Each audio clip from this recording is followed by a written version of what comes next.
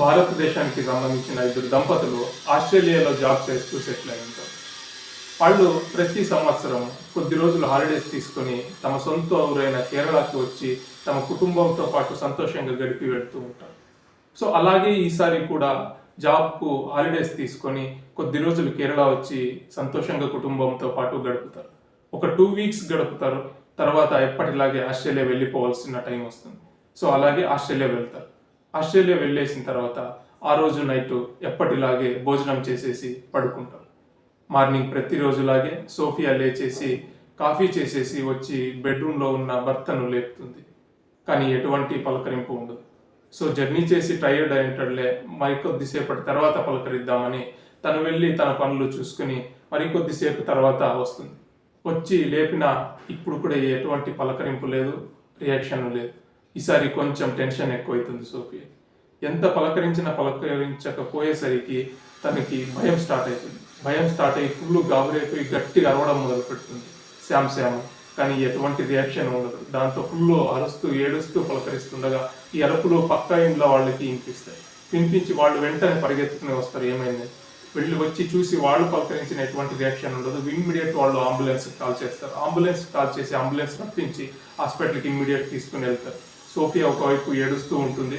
Doctors అంతా check చేసిన తర్వాత వచ్చి వాళ్ళు ఒకటి డిసైడ్ చేస్తారు, శ్యామ్ చనిపోయి చాలాసేపు అయింది అప్పుడే అని చెప్తారు. అప్పుడు సోఫియా ఒక బాధని మనం చూడలేనంతది, అంతగా బాధపడుతూ అంతలా ఏడుస్తూ ఉంటుంది. కానీ ఏం చేయలేం కదా. కొద్ది రోజుల తర్వాత అంటే 2 డేస్ తర్వాత ఆ శ్యామ్ ఒక బాడీని తన సొంత ఊరైన కేరళకి తరలిస్తారు. సో కేరళకి వచ్చిన తర్వాత తమ పేరెంట్స్ అమ్మ నాన్న చాలా బాధపడతారు, చాలా గట్టిగా ఏడుస్తారు. వాళ్ళ నాన్న అయితే ఇక అసలు నార్మల్ లేకుండా అబ్నార్మల్ స్టేజ్కి వెళ్ళిపోతాడు. సో అలా బాధపడుతూ ఉండగా కొద్ది రోజులకి ఆ ఒక్క కార్యాలన్నీ అంత్యక్రియల్ని అన్నీ కంప్లీట్ చేస్తారు. కంప్లీట్ చేసి అలాగే బాధపడుతూ ఉంటారు. సోఫియా అయితే ఏడుస్తూనే ఉంటుంది. కానీ వాళ్ళకి ఒకటి గుర్తు వస్తుంది వాళ్ళ అమ్మ నాన్నకి. ఇంతకుముందు ఆస్ట్రేలియా నుంచి ఇక్కడ గడపడానికి వచ్చినప్పుడు శ్యామ్ క్యాజువల్గా మాట్లాడుతూ అని ఉంటాడు, నెక్స్ట్ టైం నేను వస్తానో లేదో ఏమో, వచ్చేటప్పుడు కఫిన్లో రావచ్చు, అంటే ఆ శవ పెట్టికలో రావచ్చు నేను అనేలా చెప్పుకుంటాడు. ఇవి అప్పుడు గుర్తుకొస్తాయి. ఏదో సరదాగా అంటాడంటే నిజంగా జరుగుతుందని ఎవరు ఊహించలేదు అనేలా బాధపడుతూ ఉంటారు. సోఫియా అయితే నిజంగా ఏడుస్తూనే ఉంటుంది, చాలా బాధపడుతుంది. సోఫియాని చూసి మిగతా వాళ్ళకి కూడా చాలా బాధేస్తుంది, ఎలా అయిపోయింది ఈ అమ్మాయి పరిస్థితి అని. సో యాక్చువల్లీ సోఫియా శ్యామ్ అనేవాళ్ళది లవ్ స్టోరీ. యాక్చువల్గా ఇద్దరు లవ్ చేసి పెళ్లి చేసుకొని ఉంటారు. ఇద్దరిది కేరళనే. ఇద్దరు ఒక డిగ్రీ కాలేజీలో చదువుతున్నప్పుడు ఇద్దరికి పరిచయం అనేది ఏర్పడుతుంది. పరిచయం ఏర్పడి ఆ ఫ్రెండ్షిప్ అనేది ప్రేమ దాకా వెళ్తుంది. ఇద్దరికి ఒకరికొకరు చాలా బాగా ఇష్టమవుతుంది. సో పెళ్లి కూడా చేసుకోవాలని వాళ్ళు ఫిక్స్ అవుతారు. అంత జాబ్స్ వచ్చేసి లైఫ్ సెటిల్ అయిన తర్వాత పెళ్లి చేసుకుందామని ఫిక్స్ అవుతారు. సో అదే టైంలో శ్యామ్ ఏం చేస్తాడంటే తను ఎంబీఏ చేయాలనే కోరికతో తమిళనాడుకి షిఫ్ట్ అవుతాడు. తమిళనాడుకి శ్యామ్ వెళ్ళిన తర్వాత సోఫియా అక్కడే కేరళలోనే తను ఎంఎస్సి చేస్తూ ఉంటుంది. శ్యామ్ ఎంబీఏ కంప్లీట్ అయిన తర్వాత అక్కడే తమిళనాడులోనే తనకి జాబ్ అనేది వస్తుంది బ్యాంకులో. అక్కడే జాబ్ చేసుకుంటూ ఉంటాడు. సోఫియా ఆల్సో ఎంసీఏ కంప్లీట్ అయ్యి బెంగళూరులో తనకి జాబ్ అనేది వస్తుంది. సో అక్కడ జాబ్ చేసుకుంటుంటుంది. సో తర్వాత కొద్ది రోజులకి శ్యామ్కి జాబు యుఏకి షిఫ్ట్ అవుతుంది, అంటే దుబాయ్కి ట్రాన్స్ఫర్ అవుతుంది. అక్కడ ఏదో ఎక్స్చేంజింగ్ అనే ఇదిలో ఏదో జాబ్ అనేది వస్తుంది. సో అక్కడ జాబ్ చేస్తూ ఉంటాడు. సో ఇద్దరు బాగా లైఫ్ సెటిల్ అయిపోయారు కదా, జాబ్స్ దొరికేసి ఇక పెళ్లి చేసుకుందాము అనేలా ఇద్దరు మాట్లాడుకుంటారు. సో మాట్లాడుకొని శ్యామ్ వాళ్ళ అమ్మ నాన్నకి చెప్తే వాళ్ళు ఒప్పుకోరు, ఈ అమ్మాయి సోఫియాని ఒప్పుకోరు వాళ్ళు. సో అందువల్ల ఆ పెళ్లి అనేది ఆగిపోతుంది. కానీ వీళ్ళిద్దరూ ఆగకుండా సోఫియా కూడా శ్యామ్ వాళ్ళ అమ్మ నాన్నతో మాట్లాడుతూ చాలా ట్రై చేస్తూ ఉంటుంది పెళ్లి కోసం. సో అలా కొద్ది రోజులు వాళ్ళు ఫైట్ జరుగుతూ ఉంటుంది పెళ్లి కోసం. అలా జరుగుతూ కొద్ది రోజులకి శ్యామ్ వాళ్ళ అమ్మకి సోఫియా ఓకే అనేలా అనిపిస్తుంది. సో అప్పుడు వాళ్ళ నాన్నకి చెప్పి ఒప్పిస్తుంది, ఓకే మనం ఎందుకు వాళ్ళని కాదనాలి, నెక్స్ట్ ఫ్యూచర్ వాళ్ళ దగ్గర, సో వాళ్ళే డిసిషన్స్ తీసుకొని దానికి మనం అడ్డొచ్చేది వద్దు, వాళ్ళ సెలెక్షన్ వాళ్ళ హ్యాపీ అని చెప్పేసి. సో దానివల్ల పెళ్లికి ఒప్పుకుంటారు. సో అప్పుడు అందరి సమక్షంలోనే హ్యాపీగా ఇద్దరికి పెళ్లి అవుతుంది. పెళ్లి అయిన తర్వాత సంతోషంగా గడుపుతూ ఉంటారు. ఒక 1 ఇయర్లోనే ఒక మగ పిల్లాడు కూడా పుడతాడు. సో ఇంకా చాలా హ్యాపీగా ఫీల్ అవుతారు. సో ఇలా హ్యాపీగా ఉండగానే శ్యామ్ వచ్చేసి దుబాయ్లోనే జాబ్ చేస్తూ ఉన్నాడు. అక్కడ జాబ్ చేస్తూ ఉండగానే ఎంఎస్సి కంప్లీట్ చేసి జాబ్ అయింది కదా, ఈమె ఇక్కడే బెంగళూరులో జాబ్ చేస్తుంది. సో శ్యామ్ అక్కడ దుబాయ్లో ఉన్నాడు, వీళ్ళు ఇక్కడే ఉన్నారు. ఇద్దరు ఒకే దగ్గర ఉంటే బాగుంటుంది కదా అని చెప్పేసి అక్కడికి ట్రాన్స్ఫర్ చేసుకోమని శామ్ కూడా చాలాసార్లు చెప్తూ ఉంటాడు సోఫియాకి. కానీ అది కుదరలేదేమో, దానివల్ల ఇక్కడే జాబ్ చేసుకుంటూ ఉన్నారు. సో ఇలా హ్యాపీగానే గడిచిపోతూ ఉంది. అంత ఏం ప్రాబ్లం లేకుండా హ్యాపీగానే ఉన్నారు. అక్కడ జాబ్ చేస్తున్న అప్పుడప్పుడు వచ్చిపోతూ ఉండేవారు. సో ఇలాగా హ్యాపీగా గడుస్తూ ఉంది. కొద్ది రోజులకి సోఫియా చెల్లెల నుంచి సోఫియాకు ఒక కాల్ వస్తుంది. సోఫియా చెల్లెలు ఆస్ట్రేలియాలో జాబ్ చేస్తూ ఉంటుంది. సో నువ్వు కూడా అక్కడికే వచ్చేయచ్చు కదా, ఇక్కడ బాగుంటుంది ఇంకా మంచిగా అని చెప్పేసి ఆమె సజెస్ట్ చేస్తుంది. సో ఆ సజెషన్స్తో సోఫియా అక్కడ ఆస్ట్రేలియాలో జాబ్ అప్లై చేస్తుంది. అదృష్టమో దురదృష్టమో తెలియదు కానీ ఆ జాబ్ అనేది ఓకే అవుతుంది. సో దానివల్ల ఈమె అక్కడికే షిఫ్ట్ అయిపోతుంది, ఆస్ట్రేలియా షిఫ్ట్ అవుతుంది. సోఫియా తన కొడుకుని ఆల్సో చిన్నపిల్లాడిని తీసుకొని వెళ్ళి అక్కడ సోఫియా ఆస్ట్రేలియాలో జాబ్ చేసుకుంటూ అక్కడ సెటిల్ అవుతుంది. ఈసారి కూడా శ్యామ్ అనేది చాలాసార్లు చెప్తూ ఉంటాడు, అక్కడికి ఎందుకు, ఇక్కడ దుబాయ్కి వచ్చి ఇద్దరు ఒకే దగ్గర ఉందాం, నువ్వు అక్కడ నేను ఇక్కడ ఏంటి, ఇది బాగోదు అని చాలాసార్లు చెప్తాడు. కానీ జాబ్ నచ్చి మాకు కుదరకపోయేసరికి అక్కడే సెటిల్ అవుతుంది. ఇక ఆఖరికి ఏం చేయలేక శ్యామే తన జాబ్ని ట్రాన్స్ఫర్ చేయించుకొని ఆస్ట్రేలియాకి వెళ్తాడు. సో ఆస్ట్రేలియాలోనే ఇద్దరు కలిసి ఉంటారు. సో ఇద్దరు కలిసి ఉన్న కొద్ది నెలలకి 1-2 సంవత్సరాలకే ఈ విధంగా జరిగిపోయి ఉంటుంది. సో ఇప్పుడు ఏం చేయలేని పరిస్థితి. సోఫియా ఒక్కటే అయ్యి వాళ్ళ మా అమ్మ వాళ్ళ ఇంట్లో ఏడుస్తూ కూర్చుంది. కానీ ఎన్ని రోజులని ఇలా ఏడుస్తూ ఉంటారు, అలా ఏడుస్తూ ఉంటే జీవనం ముందుకి సాగదు కదా. సో ఏదో ఒకటి చేయాలి అని చెప్పేసి ఇక సోఫియా ఒకటి డిసైడ్ అవుతుంది, తను తిరిగి ఆస్ట్రేలియా వెళ్ళిపోదామని ఇలా ఫిక్స్ అవుతుంది. సో అందరికీ చెప్తుంది. తర్వాత ఎక్కువ రోజులు వెళ్ళకపోతే అక్కడ ఉన్న జాబ్ కూడా పోతుంది కదా, మళ్ళీ ఇంకా కష్టం అయిపోతుంది అని చెప్పేసి శ్యామ్ వాళ్ళ అమ్మ నాన్నకి అందరికీ ఫ్యామిలీ మెంబర్స్కి అంతా చెప్పేసి తను వెళ్ళాలి అని చెప్పేసి తను ఇక్కడ డిసైడ్ అయిపోయి ఆస్ట్రేలియా తిరిగి వెళ్తుంది, తన కొడుకుని కూడా తీసుకొని, చిన్న పిల్లని. సో ఆస్ట్రేలియా వెళ్ళి ఎప్పటిలాగా ఉండదు, ఆస్ట్రేలియా ఒక్క టైప్ ఉంటుంది, అన్ని కష్టాలు స్ట్రగల్స్ ఉంటాయి, అన్నిటినీ ఎదిరిస్తూ అలాగే వెళ్తుంది, జాబ్ కలిసి వెళ్తుంది. సో ఇప్పుడు ఒక జీవితం అనేది ఇప్పుడు ఒక కొత్త విధంగా అనిపిస్తూ ఉంటుంది తనకి. అలాగే దానికి అనుకూలంగానే అడ్జస్ట్ అయిపోయి జీవితం అనేది సాగించుకుంటూ వెళ్తూ ఉంటుంది. సో ఇలాగా శ్యామ్ చనిపోయి కొద్ది రోజులైంది, అలా జీవితం సాగుతుంది. ఇటు పేరెంట్స్ చాలా బాధపడుతూ ఉన్నారు. సో ఇలా ఒక 5-10 మంత్స్ అయింది, ఒక 10 మంత్స్ దాకా అయి ఉంటుంది. అప్పుడు ఇక్కడ కేరళలో ఉన్న శ్యామ్ వాళ్ళ పేరెంట్స్కి ఒక కాల్ వస్తుంది ఆస్ట్రేలియా నుంచి. ఏంటి అని చూస్తే వాళ్ళు పోలీసులు. సో ఒకసారి పేరెంట్స్కి షాక్ అయిపోతుంది. వాళ్ళు ఏం చెప్తారంటే శ్యామ్ది హార్ట్ అటాక్ కాదు, అది మర్డర్ అని చెప్తారు. వీళ్ళకి ఒక్కసారి మతిపోతుంది, అసలు ఏంటి మర్డర్ ఏంటి, ఎవరితో గొడవ ఉంటుంది ఏంటి అని. వీళ్ళకి అంత మంచివాడు శ్యామ్. సో ఎందుకు ఇలా జరిగింది, ఏమైందో తెలియదు, అంత షాక్ అవుతారు. సో వాళ్ళు చెప్తారు, సో ఇది ఖచ్చితంగా మర్డరే. సో మేము శ్యామ్ వైఫ్ని అంటే సోఫియాని డౌట్ పడుతున్నాం సోఫియా మీద అనేసి చెప్తారు. వీళ్ళకి మతిపోతుంది, సోఫియా ఏం చేసింది, అసలు సోఫియా ఎలా కారణం అవ్వగలదు దానికి అంటే. బట్ ఇంకా డిసైడ్ అవ్వలేదు ఏంటి అని చెప్పేసి. బట్ ఇలా అనుమానం వచ్చిందని అలా పోలీసులు చెప్పుకుంటారు. సో వీళ్ళకి ఇప్పుడు పోలీసులకి ఆల్సో ఒకటి, ఇది నిజంగానే మర్డరా లేదా ఇంకా అనేది క్లియర్గా ఉండదు. ఆ బాధలోనే, ఆ ఒక కన్ఫ్యూజన్లోనే ఉంటారు. కానీ అంతట్లో డాక్యుమెంట్స్ అనే వస్తుంది డాక్టర్స్ నుంచి. సో అది క్లియర్గా డిసైడ్ చేస్తుంది, ఇది ఖచ్చితంగా హార్ట్ అటాక్ కాదు, ఇది మర్డర్ అని, ఒక పాయిజన్ ఇచ్చి చంపేశారు అనేది తెలుస్తుంది. సో ఇక దీన్ని ఫస్ట్ ఆస్ట్రేలియన్ పోలీసులు తమ శ్యామ్ వైఫ్ అయిన సోఫియానే పట్టుకొని తమ ద్వారా కేసుని కంటిన్యూ చేద్దామనేలా వెళ్తారు. సో సోఫియాని చాలా విధాలుగా క్వశ్చన్స్ చేస్తారు, కానీ సోఫియా నుంచి ఎటువంటి ఇన్ఫర్మేషన్ రాదు, వాళ్ళకి ఎటువంటి పాజిటివ్ ఇది అనేది రాదు. సో ఇక చాలా రోజులు ట్రై చేసిన తర్వాత అన్ని కోణాల్లో ప్రయత్నిస్తారు, ఎక్కడ వాళ్ళకి క్లూ అనేది దొరకదు. సో ఇక కేసు ఎటువంటి ఇది లేకుండా కేసు క్లోజ్ చేసినట్టు సైలెంట్ అయిపోతారు. కానీ వాళ్ళు సైలెంట్ అయ్యిండ్రు, లోపల ఇన్వెస్టిగేషన్ అనేది చేస్తూ ఉంటారు. చాలా విధాలుగా పోలీసులు అనేది చాలా విధాలుగా ఎటువంటి దాన్ని అయినా కనిపెట్టగలరు. పోలీసులు అంత పవర్ ఉంటుంది, వాళ్ళు పర్ఫెక్ట్గా మనసు కేసుకుంటే కనిపెట్టాలని ఖచ్చితంగా కనిపెట్టగలరు. సో అప్పుడు ఇంకా కేసు క్లోజ్ అయిన దాని ఇలాగే సోఫియాను ఫ్రీ అయిపోతుంది, అందరూ ఫ్రీ అయిపోతారు. కానీ వాళ్ళు ఆ కోణాలు ఎటువంటి కోణాల్లో వాళ్ళు ఇన్వెస్టిగేషన్ చేశారనేది నేను చెప్పను, ఎందుకంటే ఆ పోలీస్ ఇన్వెస్టిగేషన్ ఆ ఐడియాస్ అవన్నీ తెలియకూడదు పబ్లిక్కి. అంటే ఆ క్రిమినల్స్ తెలిసే అనుకో వాళ్ళు దానికి ప్రిపేర్ అయిపోయి సేఫ్ అయిపోతారు. సో యాక్చువల్లీ మన సోషల్ మీడియా కానీ ఎక్కడ కానీ వెంటనే చూపించేస్తారు పోలీస్ ప్లాన్స్ అవి చూపకూడదు యాక్చువల్లీ. సో నేనైతే చెప్పకూడదు అనుకుంటాను. సో చాలా రకాలుగా వాళ్ళ లోపల ప్లాన్ అనేది వేసి ఉంటారు. సో ఆ ప్లాన్ అనేది వేసి దాన్ని ఒక సోర్స్ లాగా, ఒక సర్కిల్ లాగా వదిలేసి ఉంటారు. సో ఆ ప్రాసెస్ అనేది లోపల వెళ్తూ ఉంటుంది.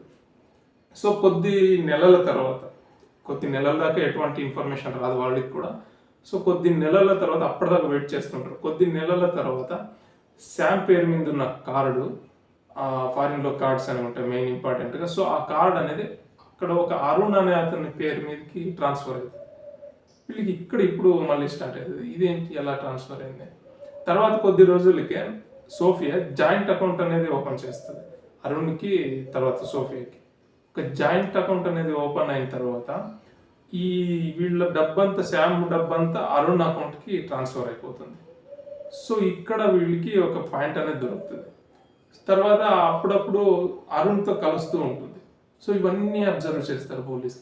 ఇవన్నీ అబ్జర్వ్ చేసిన తర్వాత అసలు ఈ కొత్తగా ఇప్పటికిప్పుడే పుట్టుకొచ్చాడు అరుణ్.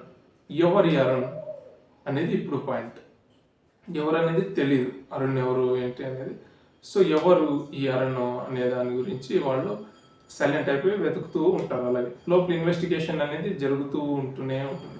సో అలా ఇన్వెస్టిగేషన్ జరుగుతూ ఉండగా ఒకరోజు అతనికే తెలియకుండా ఒక పోలీస్ ఆఫీసర్ అనేది రెగ్యులర్గా ఒక బార్కి వెళ్తుంటాడు, అరుణ్ వెళ్ళే బార్. సో అక్కడ ఫ్రెండ్షిప్ అనేది మొదలయ్యి ఆ పర్సన్కి అరుణ్కి అలా ఇద్దరు ఫ్రెండ్స్గా కంటిన్యూ అవుతారు. కొద్ది రోజులకి బాగా తాగినప్పుడు ఒకరోజు అరుణ్ జరిగినదంతా తన ఫ్రెండ్తో పంచుకుంటాడు. సో అప్పుడు పంచుకున్నప్పుడు తర్వాత కాల్ రికార్డ్స్ అంతా తీస్తారు. ఆ పంచుకున్నప్పుడు అతను పోలీస్ ఆఫీసర్ కాబట్టి ఆ ఫోన్ తీసేసి అతను అంతా రికార్డు చేసుకుంటాడు. తర్వాత కాల్ రికార్డ్స్ అన్నీ తీస్తే అప్పుడు అరుణ్ తర్వాత సోఫియా మధ్య హెవీ కాల్స్ ఉంటాయి. చాలా కాల్స్ మాట్లాడి గంటలు కొద్ది మాట్లాడిన కాల్స్ అన్నీ ఉంటాయి.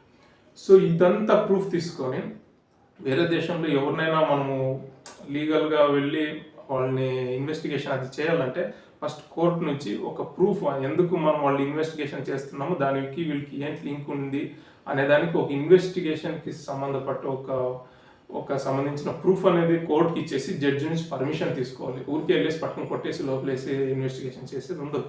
సో దానివల్ల జడ్జికి వెళ్తారు. జడ్జి దగ్గరికి వెళ్ళి ప్రూఫ్ తీసుకొని కాల్ రికార్డింగ్స్ ఇవన్నీ మిగతా ఆటోప్సీ ఇవన్నీ తీసుకొని వెళ్ళి డాక్యుమెంట్స్ అంటే డాక్టర్ డాక్యుమెంట్స్ అవన్నీ వెళ్ళి సబ్మిట్ చేసి, సో ఇలా ఉంది, నాకు పర్మిషన్ కావాలి, సోఫియాని అరుణ్ని మేము కస్టడీకి తీసుకొని ఇన్వెస్టిగేషన్ చేయాలి అని చెప్తారు. సో సరే అని చెప్పేసి అప్పుడు పర్మిషన్ ఇస్తారు, జడ్జ్ పర్మిషన్ ఇస్తారు. సో దాన్ని బేస్ చేసుకొని వచ్చి సోఫియాని అరుణ్ని వాళ్ళు కస్టడీకి తీసుకుంటారు. కస్టడీకి తీసుకున్న తర్వాత ఇన్వెస్టిగేషన్ స్టార్ట్ చేస్తారు. అన్ని రకాలుగా ఇన్వెస్టిగేషన్ చేస్తారు, అన్ని రకాల క్వశ్చన్స్ అడుగుతారు, కానీ ఏమి ప్రయోజనం ఉండదు.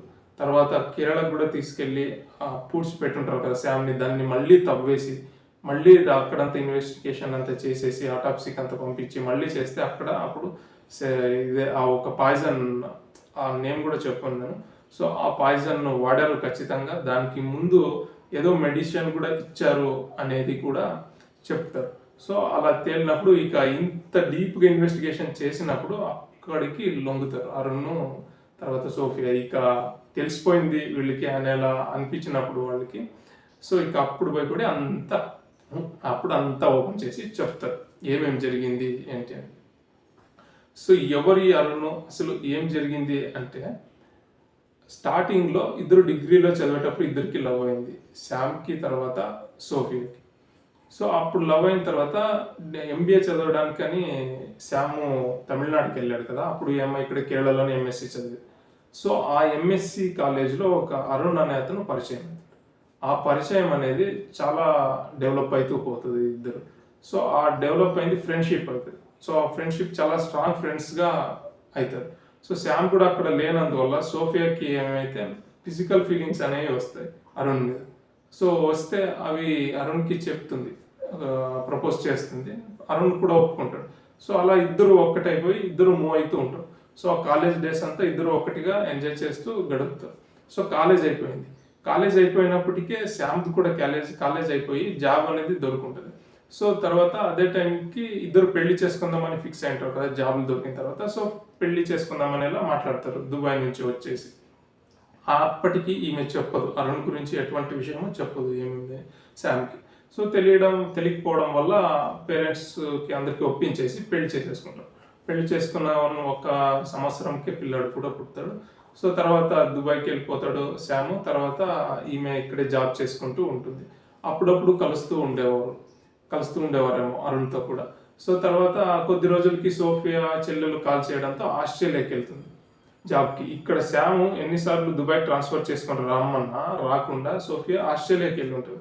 ఆస్ట్రేలియాకి వెళ్ళడానికి మెయిన్ జాబ్ ఒక్కటే కాదు, మెయిన్ కారణం ఏంటంటే అరుణ్ ఆస్ట్రేలియాలో సెట్ అయి ఉంటాడు, జాబ్ చేస్తూ అక్కడ సెటిల్ అయి ఉంటాడు అరుణ్.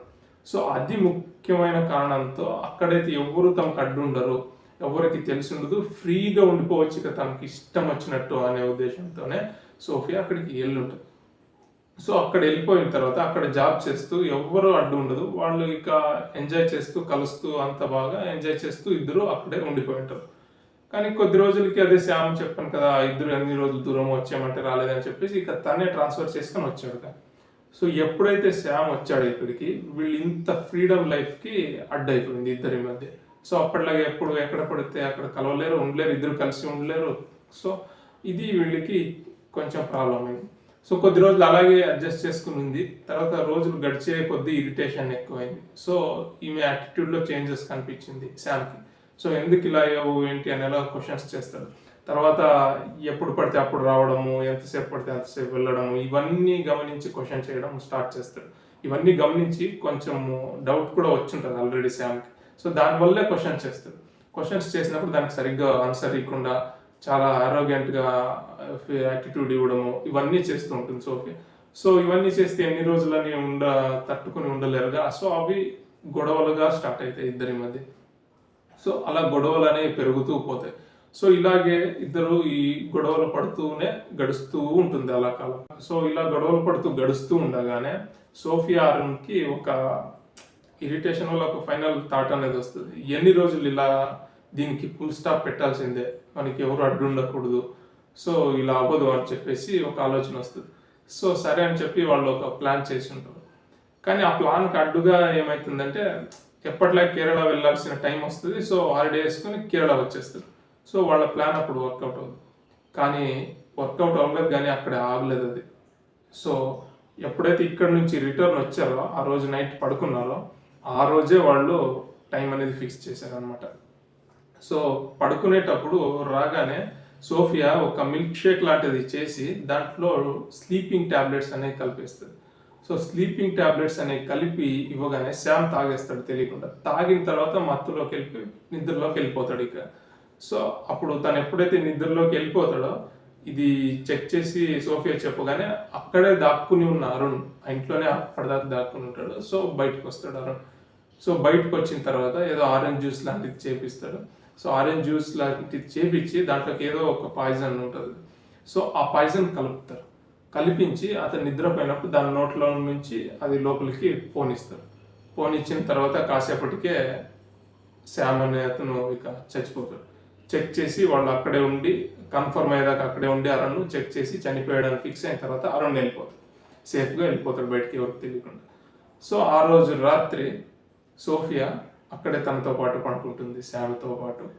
సో మార్నింగ్ లేచి ఎప్పటిలాగే లేపడానికి వెళ్ళడం ఇదంతా యాక్టింగ్ అంతా చేసి ఉంటుంది. సో చనిపోయి ఉంటాడు. సో ఇది కథ. సో ఇలాగా సోఫియా అరుణ్ ఇద్దరు కలిసేసి శ్యామ్ని చంపుకుంటారు.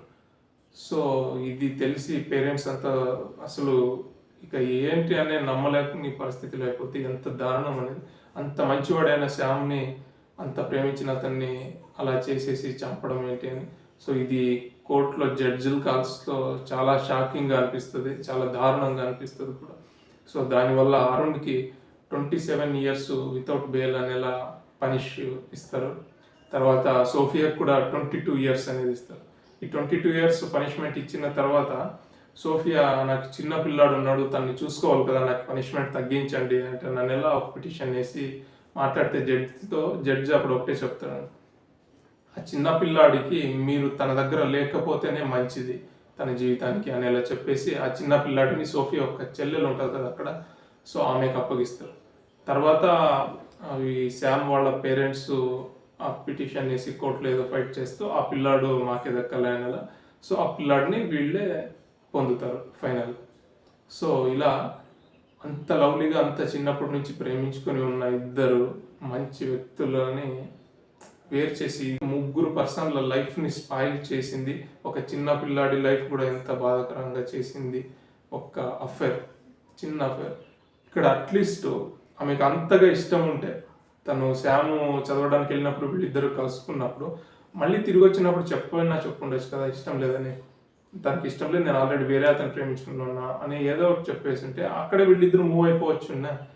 ఎందుకు తనకి చెప్పకుండా తను పెళ్లి చేసుకోవడం ఎందుకు, తనకి తెలియకుండా ఇతనితో అఫైర్ మెయింటైన్ చేయడం ఎందుకు, మళ్ళీ ఇద్దరు కలిసి చంపేయడం. సో ఇవన్నీ ఉండకూడదు సొసైటీలో. ఇలాంటి వాళ్ళకి వల్ల ఏం జరుగుతుందని తెలియడానికి నేను ఈ స్టోరీస్ అన్నీ చెప్తున్నాను. అంటే ముందు మనకి ముళ్ళు ఉన్నాయి అని తెలిస్తే అటువైపు వెళ్ళాం కదా. సో దానివల్ల సో మీకు కలిగే ఫీలింగ్స్ని, మీకు నీడ్స్ని సాటిస్ఫై చేసుకోవడానికి చాలా మంచి దారులు కూడా ఉంటాయి. సో వాటిని వదిలేసి ఇలా సీక్రెట్ వేస్, ఇల్లీగల్ వేస్, ఒక చెడు దారిలో వెళ్ళేసి మీ లైఫ్ స్పాయిల్ చేసుకోవడం కాకుండా మంచి వాళ్ళు అయిన అవతల పర్సన్స్ లైఫ్స్ని స్పాయిల్ చేసేసి ఎంతోమందికి బాధని మిగిలించి వెళ్ళడము, ఇదంతా కరెక్ట్ కాదు కదా. సో నీడ్స్ అనే వాటిని కొన్ని కంట్రోల్ చేసుకోవాల్సి ఉంటుంది. కంట్రోల్ చేసుకోకపోయినా మంచి దారిలోనే మీరున్న వేలోనే వాటిని సాటిస్ఫై చేసుకునే దానికి కూడా ఉంటాయి. సో ఆ వేలోనే వెళ్ళి వాటిని సాటిస్ఫై చేసుకోవాలి, చెడు దారిలో వెళ్ళకూడదు. సో ఈ అఫైర్స్ అనేది చాలా దారుణమైనది, చాలా రాంగ్, అది చాలా లైఫ్ని స్పాయిల్ చేస్తుంది. సో ఇది ఈరోజు స్టోరీ. నమస్కారం.